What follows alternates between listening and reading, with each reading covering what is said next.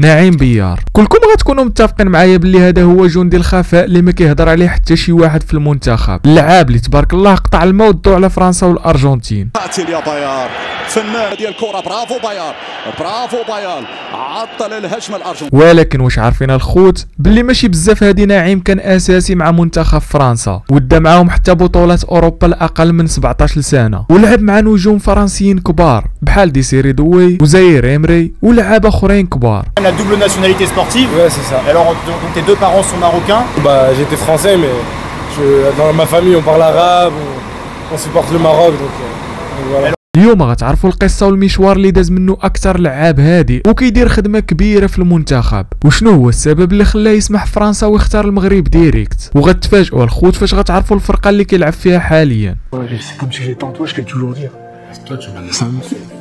Ça me fait chaud au cœur.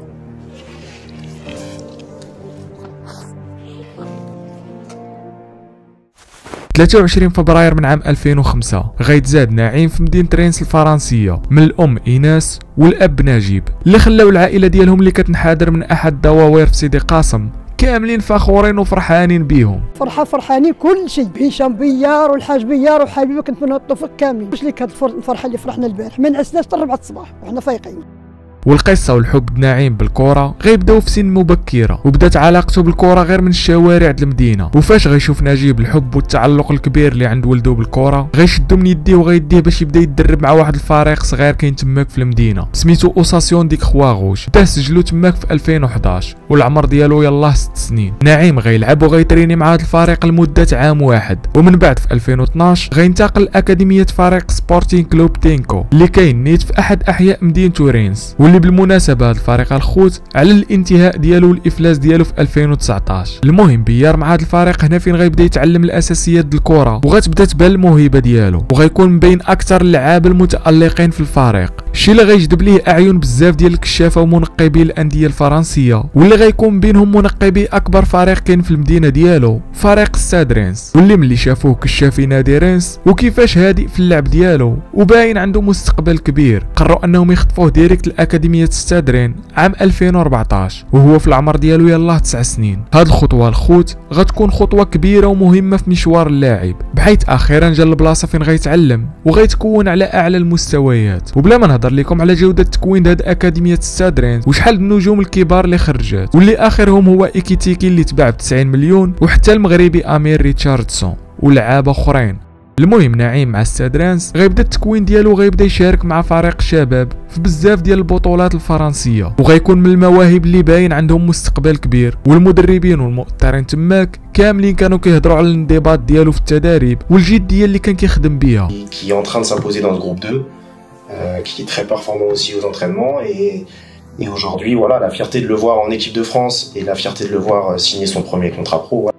المهم نعيم غيبقى يتطور وكيتسلق مراتب الفئات السنيه فريق رينس حتى غنوصلوا لعام 2022، وهنا فين غيتم الاستدعاء ديالو للمنتخب الفرنسي الاقل من 17 سنه المشارك في بطوله اوروبا، البطوله اللي شاركوا فيها نجوم كبار بحال ديسيري دوي وزاير امري ونجوم اخرين، وبيار كان من نجوم المنتخب الفرنسي في ديك البطوله وكان ديما كيلعب اساسي، وقدر انه في النهايه يتوج مع المنتخب الفرنسي بديك البطوله من بعد ما ربحوا البرتغال. وكملاحظه الخوت في هذا الوقت بيار كان كيلعب في مركز وسط ميدان دفاعي يعني كاسور، وكان كيلعب حتى جناح ايسر، هادشي اللي كيبين دابا مزيان علاش هو كيعرف يراوغ مع المنتخب وكيعرف يلعب برجليه مزيان. المهم بيار بعد ما دا اليورو مع فرنسا ورجع لفرقته ستاد رينس، رجع لعاب اخر، لعاب شافوا لي كاليتي ديالو بزاف الفراقي وبزاف منهم حاطين عليه العين، وابرز هذا الفراقي كان فريق بي اس جي وانتر ميلانو بولونيا الايطاليين. المهم مسؤولي ستاد رينس ملي غيشوفوا هادشي غيقرروا انهم يحميو اللعاب وغيسينيو معاه اول كونطرا احترافيه في المسيره ديالو عام 2022. هاد اللحظه الخوت كانت استثنائيه وتاريخيه بالنسبه لبيار،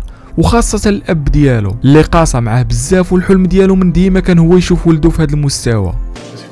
C'est comme si j'étais en toi, quoi. Ouais, c'est comme si j'étais en toi, je t'ai toujours dit. Toi, tu m'as dit Ça me fait chaud au cœur.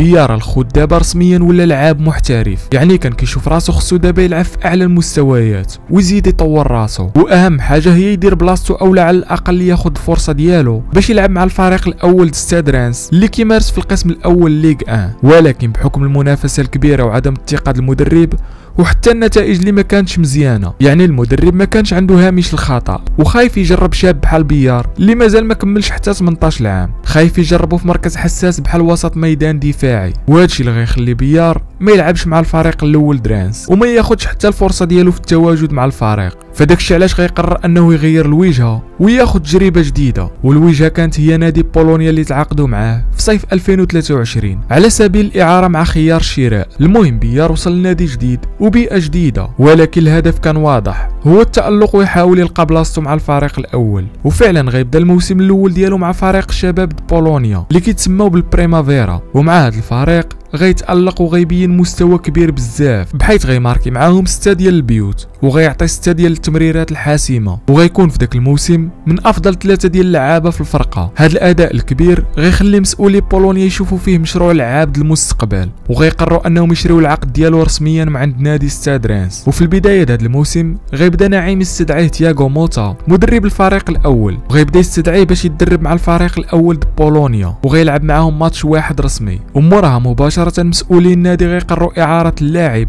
لنادي كالسياو فوغيا اللي كيلعب في الدرجه الثالثه الايطاليه. والهدف د هذه الاعاره كان باين الخوت، هو انه يحتك وياخذ خبره ومن بعد يرجعوه للفريق الاول في بدايه الموسم القادم. ولكن كنظن بان الاعاره ديالو ما غتطولش، خاصه فاش غيشوفوا مسؤولي بولونيا العجب العجاب والمستويات الكبيره اللي كيقدم نعيم بيار مع المنتخب المغربي في كاس العالم، وكيفاش كان كيخرج بالكره وسط الضغط بكل هدوء وثقه، وكيفاش كيلعب اغريسيف وكيقطع الكواري، وشحال من مره كيغطي على اللعابه معمر في الجهه اليمنى، شي اللي كيبين النضج التكتيكي الكبير اللي عنده. اللعاب اللي نقدروا نقولوا الرسميه ديالو جات المنتخب غير بالصدفه، بحيث الا تفرجتوا في الاول في كاس العالم فراه في الاول ما كانش كيلعب اساسي كاع، وكان القائد الصادق هو اللي كيلعب في بلاصتو وسط ميدان دفاعي، وبلاصه الصادق كان كيلعب من الاول سعد الحداد 10 كصانع العاب. ولكن ملي تصاب القائد الصادق تحت الفرصه لبيار اللي بدا من الماتش د المكسيك هو اساسي وبقى هكاك حتى الماتش د الفينال، ونقدروا نقولوا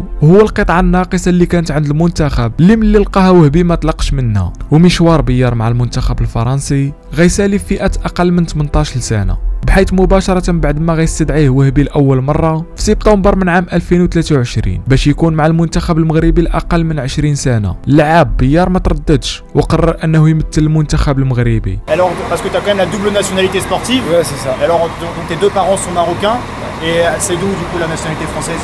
C'est de moi parce qu'ils sont venus en France quand ils étaient petits et du coup bah j'étais français mais dans ma famille on parle arabe, on supporte le Maroc donc voilà. Alors comment t'as fait pour choisir le Maroc justement? Bah avant j'étais avec la France et après c'était un choix. Quelle catégorie? En U17, j'ai fait U16, U17, U18.